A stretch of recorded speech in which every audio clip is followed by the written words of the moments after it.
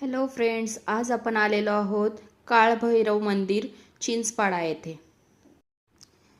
हे पनवेलमधील चिंचपाडा येथे आहे। या ठिकाणी तुम्ही बघू शकताय, खूप भव्य असे मंदिर आहे। आज अवनीच्या बर्थडे सेलिब्रेशनच्या निमित्ताने मी आज या मंदिरात आलेले आहे। अवनीचा 10वा बर्थडे आहे आणि वरती हे मंदिर आहे, पाहू शकताय तुम्ही।